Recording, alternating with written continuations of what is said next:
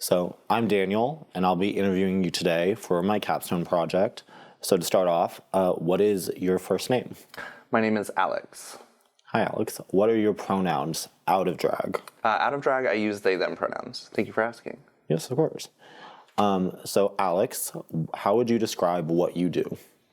I am a semi-professional drag performer. I dress up in elaborate costumes, wigs, and stage makeup, and I dance around for money from other people. The dancing and the performing is just part of it, of course. With any art form comes a lot of behind-the-scenes work as well, costume making, hairstyling, learning the art of makeup as well. But that's sort of a brief summation. And how long have you been doing this? Oh, geez. I've been practicing the art form, makeup and costuming for 7 years, and I've been performing for 5, so 5 years of stage experience. In that time, I've been fortunate and blessed to be able to perform in a lot of different locations with a myriad of fabulous performers as well, and been able to learn and grow from some of the most talented Washington performers. And what would you say is your home city in Washington? I would have to say Olympia. I am the capital city queen, the drag matriarch of Olympia. Great. So, where do you perform most often? I mostly perform at Wild Man Gastropub in downtown Olympia on 4th Avenue. And how did you come to start performing there? It was actually really coincidental, very serendipitous. We had been trying to find a venue to get a recurring monthly show up for a while, my drag daughter Valerie and I, as Olympia was looking to get back into a nightlife sort of swing. Sorry, I guess I should backtrack. Coming out of the pandemic, unfortunately, there was a lack of venue options available to perform in, which left us needing to look for more spaces to perform in Olympia. And the nightlife scene in Olympia, unfortunately, since the pandemic, has been very slow to bounce back. Not a lot of venues have, or had, I guess, it's better now, but they hadn't really opened up until Wild Man came along, and we started working with them out of, they had made a post. They were looking for performers, entertainers to come use the giant stage that they had, because as I know you're aware, the Gastropub has a nice floor dinner space in the opening, and then when you come in the door, and then in the back there's an entirely separate closed off stage area with its own door. It's completely separate from the restaurant, and it has a gorgeous elevated stage, and it's a gorgeous space that was originally put together by Octopus before they moved to their new location. And so they were looking to use that space. They were looking to fill that space and take advantage of the fact that they had a stage, they had a venue, and they were more than just a restaurant. So I reached out to them and I asked if they would be interested in, more than just like rock or live music shows, if they would be interested in live performance, drag, or burlesque. And they were interested, and we've been working with them ever since. Ever since we started working with them, they have been, fortunately, very pleased with our commitment to our professionalism in terms of making sure that our performers are there doing what they need to do, not engaging in substances that they shouldn't be, or in other ways tarnishing the reputation of the venue. And we've been very fortunate that they have responded well to that and have been wanting to continue working with us and have essentially given us free reign to do whatever shows we want there. Oh, wow. So you said something about substance abuse. Was that, and this can be off right because I can cut this, but what happened that something was happening with substances? Oh, you want the tea? Yeah, okay. Tell me the tea. There are just unfortunately, art and substance abuse sometimes go hand in hand. Unfortunately, it's a fact of life. Van Gogh cut off his ear while he was high on drugs and syphilis. That's known. And unfortunately, that affects drag performers as well. I think it just affects anybody who comes from a marginalized community, and drag performers do come from a marginalized community.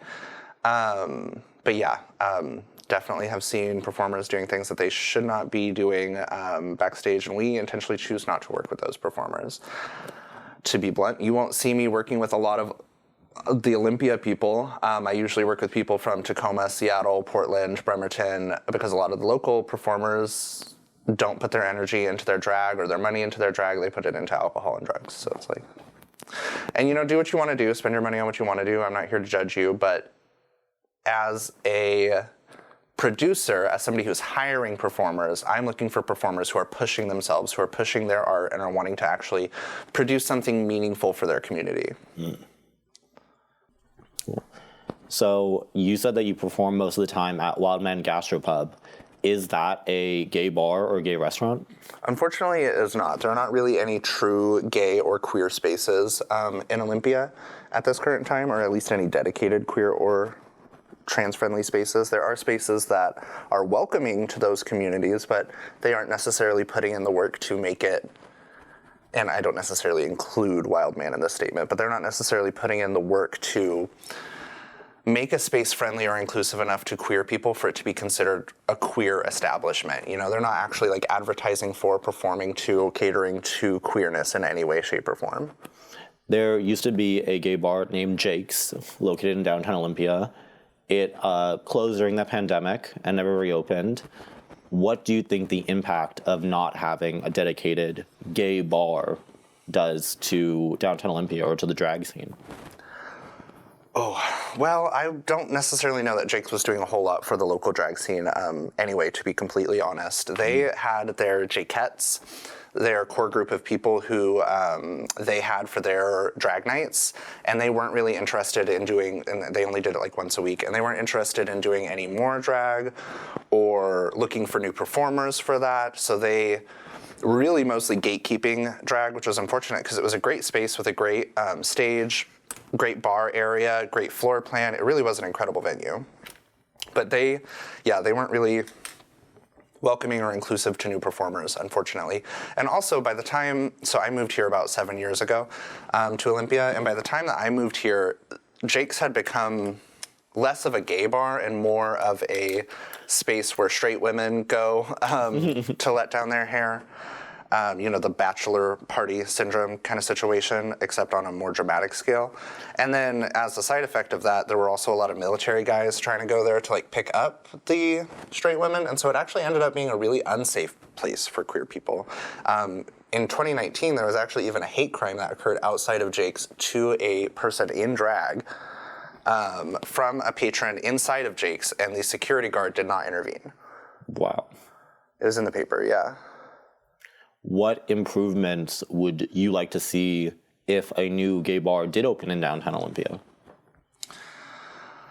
A mindfulness towards security for queer persons. I had been in Jake's for several instances where I had seen or personally been in a situation where I felt like I was unsafe because of my queerness or because of my transness, and I witnessed people get harassed, like they would get their ass grabbed or slapped by people who they didn't necessarily consent to be touched by, and when they would report it to the establishment people, they wouldn't do anything about it. So it was really not necessarily a great and safe situation, and that's one thing that I always strive for at my shows, is to bring that element of safety. At any of our shows, if anybody comes up to me and is like, that person is like being really out of hand, like they're really like not minding their manners, I will forcibly remove that person from our show. Because as the producer, I view it as my responsibility to ensure the safety for all of our guests. Have you had to do that before? Yes. Several times. Well, not several times. I've had to do it about like 3 times total, which is actually, that's not bad. But also considering that those people are supposed to be people who are supporting the community, it is really frustrating. You mentioned a second ago trans identity. Do you identify as trans? Trans non-binary, yes. Do you see any connection between your gender identity and your drag performance? Do they go hand in hand, or are they separate? I think that they're separate, but I have a lot to thank Alpha, my drag persona, for showing me about gender. For me, my transness, my non-binariness isn't necessarily so much because I feel that my body is wrong, so much as I believe that the labels that society are applying to bodies are wrong, and that it's not accurate or depictive of the way things actually are. Essentially, there should never be a binary for anything. And that's something that I always fought against growing up as well. Anytime I was proposed with a dichotomy, I would always be like, well, what about this third option that breaks the dichotomy? What do we do with that one? And that's very much how I feel about gender as well. When did you come out? I came out publicly as non-binary in the workplace about 3 years ago. Maybe 3.5, I don't know, what is time? And that was awkward because my workplace claims to practice DEI. Unfortunately, they don't, I think, fully understand the scope and breadth of that. Because I get misgendered a lot and people still don't seem to really understand it. I find myself having to explain gender to people a lot, which is not my job at all. But yeah. I came out to my family, my mom specifically, it's just me and her, about a year ago. And she was not necessarily understanding, but she was respectful because she understands that I know what's best for me and I understand myself because I've demonstrated that to her quite excellently throughout the years. So she trusts me to make the best decision for myself.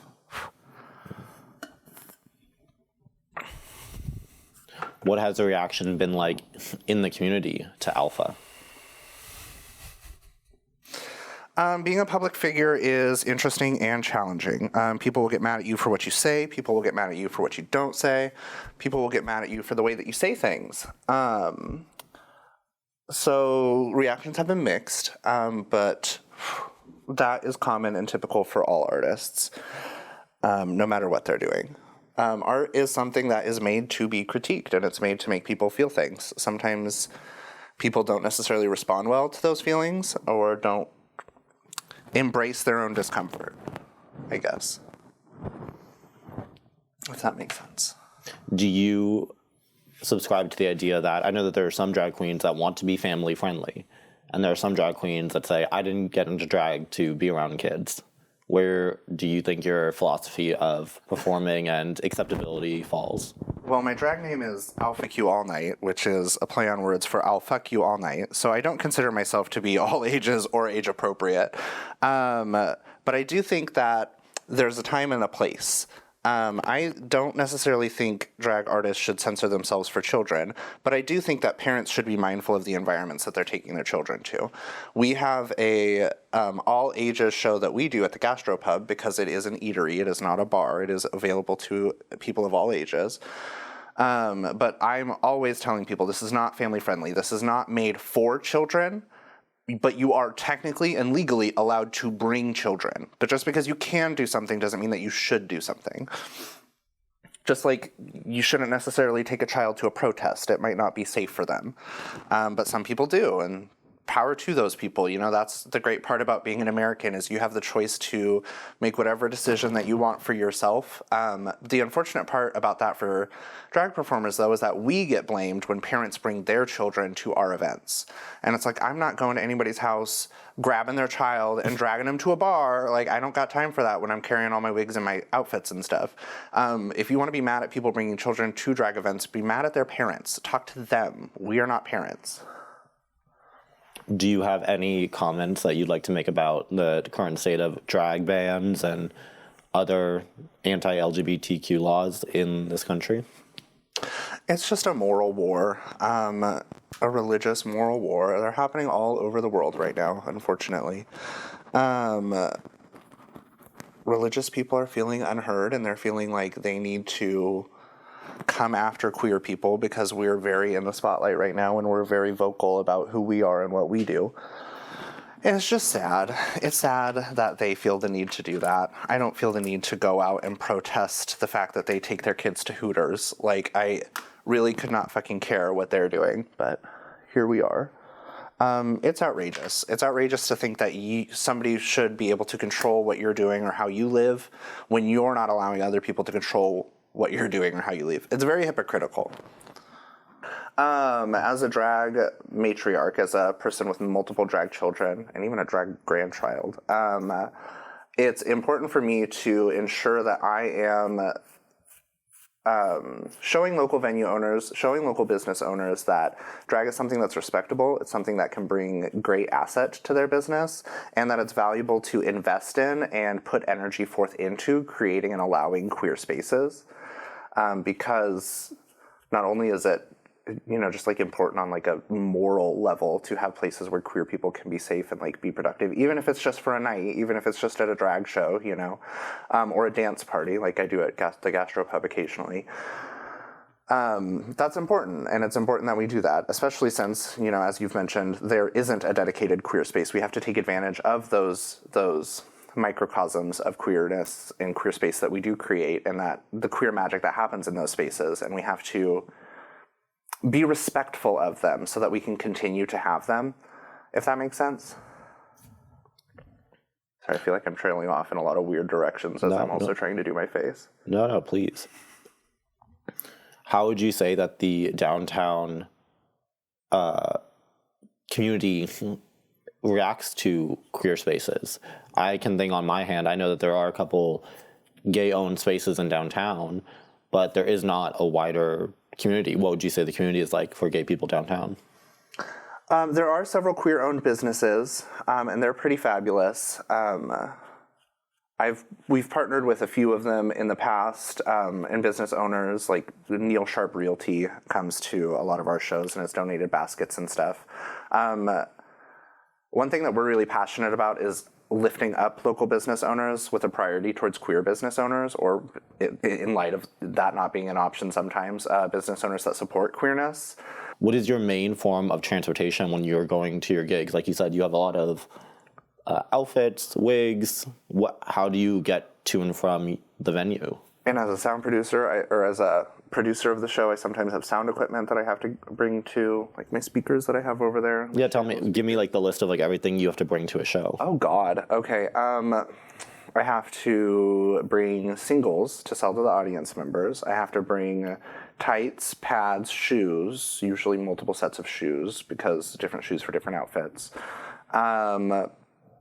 Usually you have to bring an outfit for each of the performances that you're going to do, plus a walk-around outfit, so like just something more generic that you would just go and do like a meet and greet in or take pictures in after the show. You have to bring wigs. You won't catch me dead in an unstyled wig, so I always bring a styled wig, like this gorgeous mother, Florencia's wigs. Thank you, Florencia. Or that lovely wig by Nicolonoscopy, or that lovely wig by Lilac Does Drag. Yeah, wigs are often the most obnoxious thing to have to transport. And then I also always have, any drag queen has, their emergency makeup go bag. Mine is in this little medical kit. As you can see, it has my little Jurassic Park mirror, and it has my wig adhesive. Yeah. You really have to have a little bit of everything. A little darning kit in case you tear your outfit, safety pins, bobby pins. If you can think about it, you probably need it. One unfortunate part about being a drag producer, that's a good segue, is that one thing that we often will run into is that with the RuPaulification of drag, as I refer to it, people realize that drag has a lot of potential, and it can, some people, not all people, but some people realize that drag can have a lot of potential, and in a nearly predatory way, they want to take advantage of that to get their business off the ground. This is not anything that we have run into with Wildman Gastropub. I want to make that explicitly clear as well. But there are a lot of venues who will try and use drag performers to keep their business afloat until they can develop a more stable model for their business and operate in the way that they would truly like to. Like one example would be the Speakeasy in downtown Olympia, which doesn't exist anymore. It started off as like a hairdresser place, but they weren't making any money. So then they brought in performances and tried to convert it into a bar, and then that wasn't making any money. So then they eventually ended up having to close their doors, but it was just really gross. Yeah, a lot of venues they'll do that. They'll try and take advantage of queer performers for their own personal benefit, which is really shitty. So when you do have all this stuff to lug around and get downtown, would you ever consider taking public transit? In this town? No, God, no. Yeah, I drive myself to the gigs. And Valerie and I have carpooled before as well, because I don't like doing single car transportation all the time. It's wasteful. I like public transportation. When I was in college, I used to use public transportation all the time up in Bellingham because it was safe and it was fine. But the last time I was on a bus in Olympia, there was a person with a basket full of baby doll heads talking about all the weapons that they owned. And it was just a really unsafe, really sketchy situation. So no, I would never be in drag on a bus in Olympia. What improvements would you like to see made to the public transit system? Like, would it have to be more frequent routes, more safety? What, it's fare free? Like, what improvements would you like to see? That is a great question. I don't really know how that situation would be fixed, or like how there was such a like drastically different sort of like atmosphere about safety and culture around public transportation. But like Bellingham was very different. Like you didn't really have to worry about or be afraid of getting on a bus, but you kind of do in Olympia. Maybe that had to do with just like the general age of everybody around, because Bellingham is very much more young and much more youthful. I would like to think that like maybe an enhanced security presence would deter some people from like creating actively unsafe situations, but that never leads to better outcomes. It would really have to be more of like a wide reformation of like mental health services and stuff available to people, and how we're handling like the houseless population and stuff in the area in order to like really address sort of the issues as to why that's unsafe. I don't think it's necessarily fixable at just the level of public transportation, you know? Have you felt safe in downtown Olympia, performing in downtown Olympia as a drag queen? Oh, performing in the spaces that I've created, absolutely. I feel fortunate that I have the ability to... So I've worked as an event producer for years, even before I did drag. I used to do... when I was in college, I did speaking events, like debates. We would host debates. I also worked on a few of the concerts that they did up at Western as well. And just all sorts of different little projects around event production and putting things on. So when I'm in an event that I've created, I've taken the effort to make sure that it's safe for me, for my performers, and for my audience members. And I will also take steps during the show, if for some reason that ends up not being the case, to ensure that that stays the case. Whether that's kicking somebody out, whether that's addressing on the microphone, hey, this has become like a really hostile situation, or what have you. Like the other week, there was a party. They were really having a lot of fun, bless them, but they were getting handsy with my performers. So I had to get on the microphone several times and say, hey, keep your hands to yourself. And eventually I had to go over there and I had to tell them, like you need to stop. Like, you are going to stop now or you are going to leave. Those are your two choices. And they were upset about it, but I told them, like, look, that's tough. Like, we're not coming up here. We're not grabbing you inappropriately without your consent. You're not going to grab us inappropriately without our consent, because consent is key. Do you ever walk around downtown in drag, or do you only walk around out of drag?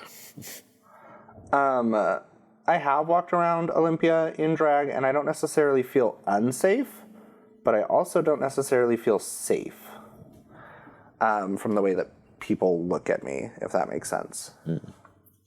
Do you think that downtown Olympia is just unsafe in or out of, like, just as a whole? Do you think it's just unsafe for everyone? Or do you think that the drag element adds an extra layer of danger?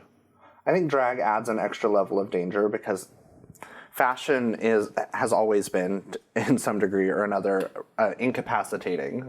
I always think of it, the more helpless you are and the less you're able to do for yourself, the more fashionable you are. And that's really kind of how it boils down. And when you're in drag, there's like, you can't move as quickly. You're usually in heels. You usually have things that can be grabbed or pulled easily, like wigs or long hair. And so it does add an element of unsafety being in drag. But that's a tricky question as to whether or not like Olympia is safe or not. I feel like there are a lot of incidents, but they are generally fairly isolated. I've probably about 90% of the time felt safe while I was going around in downtown Olympia. And I don't necessarily feel... It's funny because I'm realizing now maybe it's because Jake's isn't there anymore with that rowdy presence on 4th. But I do feel safe going like up and down 4th and 5th in general in drag. I don't know if I would stray necessarily outside of those realms, but I do feel safe in like downtown Olympia. What improvements do you think could be made to downtown Olympia just as the landscape to make it feel safer? That's a great question. I think, like, I don't know about, like, changing land. I know that's, like, the focus of your project. I think a lot of it has to do with just dealing with mental health issues and, like, helping people become the best versions of themselves is, I think, like, really what the issue is and how we need to tackle a lot of that. But in terms of, like, public planning and infrastructure, I think there's just, like, way too many fucking parking lots and not, like, a single parking garage, which makes it so that everything's really spread out. which I'm sure makes or adds to the general level of unsafety because there's more pockets where people can get into trouble, I guess. I've seen some really sketchy things in a lot of the alleyways. I feel like eliminating some of those and having more lights around in general places might prevent people from shooting up heroin, for example, at least in downtown Olympia. When people come to your shows, I know that you don't survey them. Would you say most of them live downtown, travel downtown? How would you say that they get to your shows? A lot of people travel to our shows. Probably the majority of our fans are people from like sort of outer areas, like Lacey. A lot of people come from Lacey, Tumwater. We have quite a few fans from the Centralia area because there's never any drag down there, so they love to come up here or go down to Portland to see drag.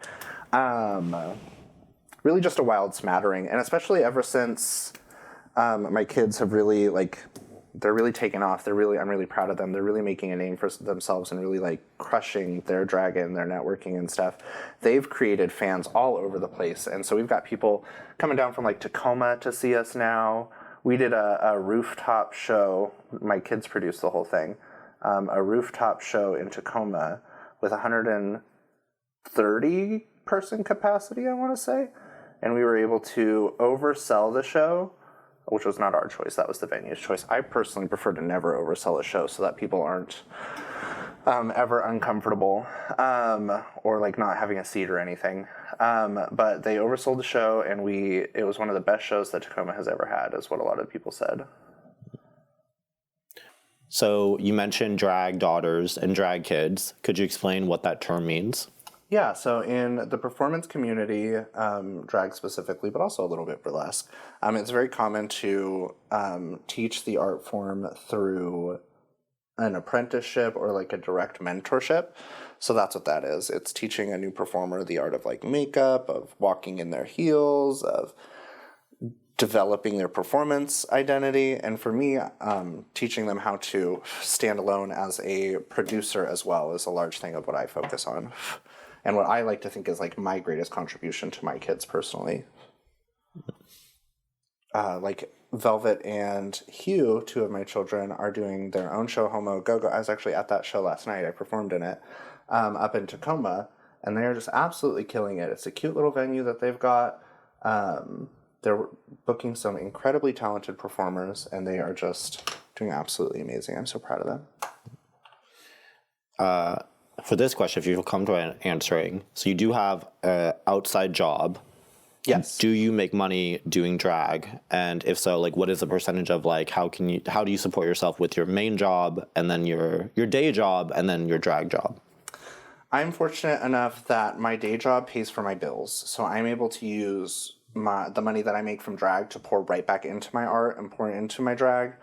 So I use my drag to get more drag and to elevate myself and to just, get better at drag, which is not something that everybody has the privilege of experiencing. So I understand that is something that I'm very fortunate to have, but I've also worked really hard to get to this point. Like, let's not sell myself short.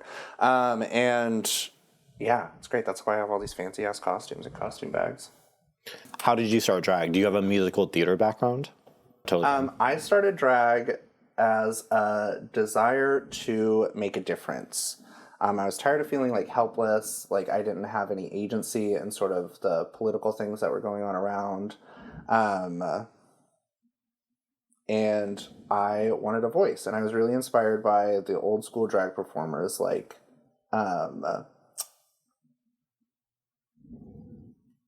Marsha Johnson, Jesus Christ, not me forgetting her name, and Stormy Delivery, it's very French, I don't remember how to pronounce it, the drag king who was responsible for the Stonewall riots as well. I loved and admired that they took their activism, they were tired of people telling them what to do, and they fought for their community. The first time that I went out was at Pride, and I have always made it a point to be very political with my drag. I have been in drag at the Capitol on multiple occasions, which is one reason why I'm really very cautious to try and keep my government name and my drag name separate. yeah, just politics has always really inspired my drag. And when you started doing drag, what was that process like? When I started doing drag, it was a lot of learning the art form, learning the makeup, learning to move in heels, which is still, a constant struggle. Learning, God, I can't even, it's become so subconscious that I don't even, I guess, think of all the things that I do on a daily basis. Learning to embellish things like those glasses up there or those rhinestone gloves over there. Just a lot of learning, a lot of crafting, a lot of making, which is really fun, and it actually really fuels my soul. That was the one thing that I found really I enjoy doing. Oh, the other thing that really got me into drag is that I really enjoy painting. I've always really enjoyed painting. And I didn't have a canvas one day, and there was just some cheap ass broke makeup from when I was wanting to be emo and put on black eyeliner. So I just started painting my face with makeup, just like it was a canvas. And it was fun. I didn't hate it. What have you found to be the easiest part of drag and the hardest part of drag? For me, the easiest part of drag has been makeup. With my love for painting, I'm not a great painter, but I like it. For whatever reason, the makeup part has always come easiest to me. Performing has been one of the more challenging parts of getting down, of perfecting, but fortunately, I've been blessed to have a lot of opportunities to develop those skills, and I am very. One thing that I like to try to be really intentional about is use every opportunity as an opportunity to learn and grow, no matter what that is. Whether that's drag, whether that's professionally, whether that's in partnerships, in friendships. Yeah, and so I've used every opportunity that I have had to perform to better myself and to improve. At least I think so. And you mentioned that you do stone some of your own costumes. What is that process like? Oh, tedious. Very tedious. Stoning a garment usually involves... The part that's most obnoxious is getting everything to lay flat, because a garment is designed for a 3-dimensional body, and when you're stoning it, you're usually laying it flat to be able to do that. And usually it means you do little patches at a time. Put down your glue, you put down your stone, you let it dry, and you flip it, and then you do that next section. So usually you have to have multiple projects going at a time to really get anywhere in a hurry. I've stoned dozens of costumes for not only myself, but also for others. My good Judy Isabella Richards. I've done quite a few of her costumes, 3 or 4 of them, I think. Stoning is the, I'll say art. It's the art crafting of putting rhinestones on a garment or a shoe or something to give it a little pizzazz, a little sparkle. It's adding rhinestones to something. And it's not necessarily just as simple as slapping on some Michaels rhinestones that you bought for $3. Usually you want to do it with, especially for a stage piece, a little bit more intentionality and higher quality crystal. You mentioned that you've made some pieces for other drag queens. What is the drag community like in Olympia? The performers that I've made garments for were in Tacoma, specifically. But the community in Olympia is very punk. It's very crafty. Everybody likes to make their own stuff, and I've sometimes been looked down on for not making my own things, which I think is kind of funny, because my things look better. But I think it's also very performative, and that probably goes for myself, honestly, as well. I think sometimes the Olympia community of performers is much more concerned about what people will think of them than what they're actually doing or the actual intentionality behind what they're doing. You mentioned before that drag queens can be an economic driver of downtown. What do you think? How do you see the future of Olympia after it comes back from the pandemic? What do you see that future being? How do you think that queer people and drag can fit into that picture for downtown Olympia? Well, I really do feel like we need some sort of queer space, some sort of dedicated queer space that's focusing on safety and providing just a space for queer people. It sounds so redundant all the time. But just a space for queer people to gather and to be able to be themselves and not have to worry about, honestly, like straight people and straight culture taking over and harassing us. And until that happens, I think we're kind of going to be at this awkward situation where we're always just kind of creating like passing moments of queerness and passing moments of queer magic, as opposed to like really fostering and engaging in our queer community.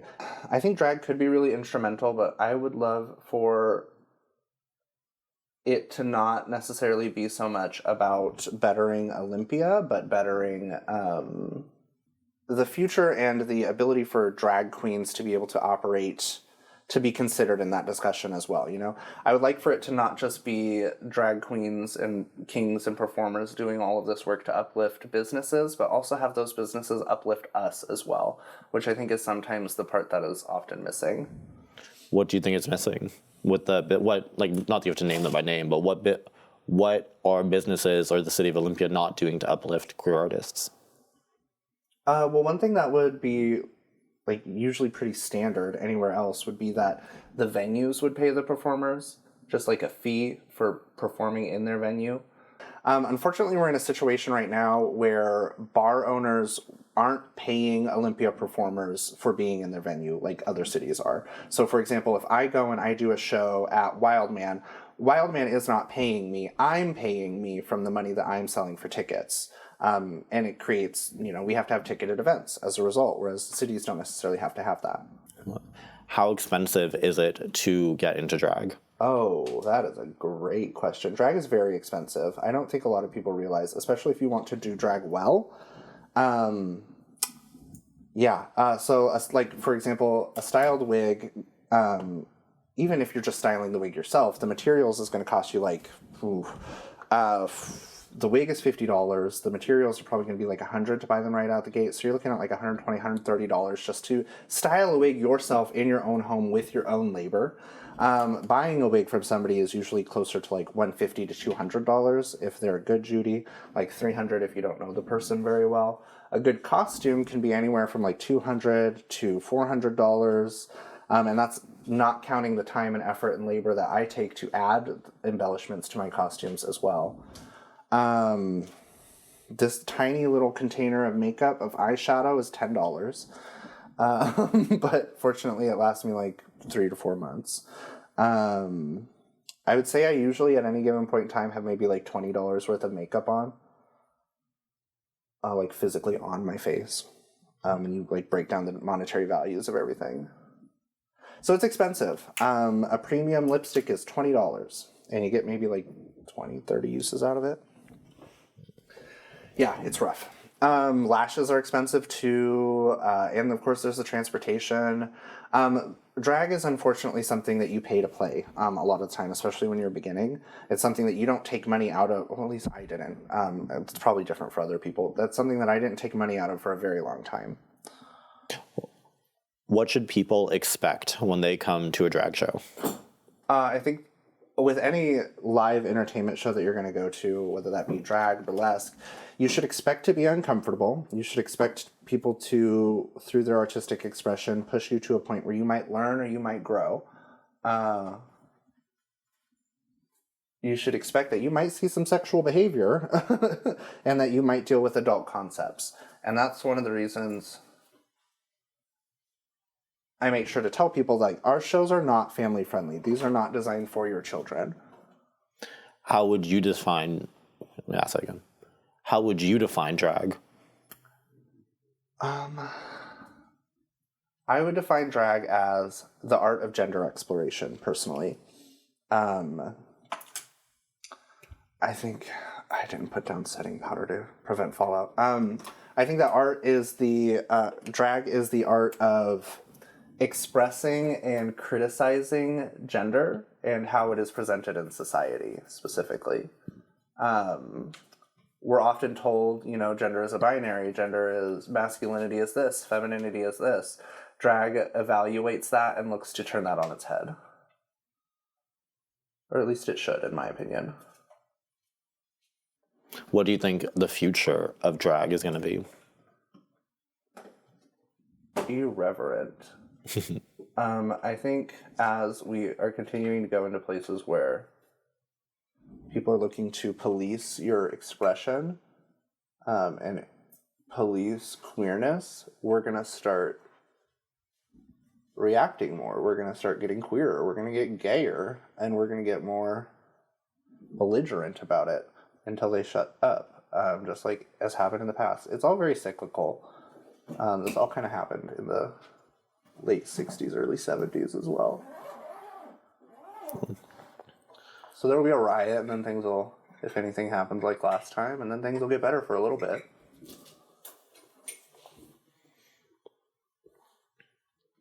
Do you think that drag is activism? For me, absolutely. Maybe not everybody would agree with that statement, but that is where my drag comes from. That's what I believe is the power behind drag and the queer magic behind drag. And activism isn't necessarily just, like marching in a parade. Sometimes it's voting. Sometimes it's encouraging others to vote. Sometimes it's speaking up in a private room when somebody does something inappropriate towards a trans person. It can be all of that. It doesn't necessarily need to be just storming a Capitol. Ooh, we got some fallout, but I think that's the face. Love.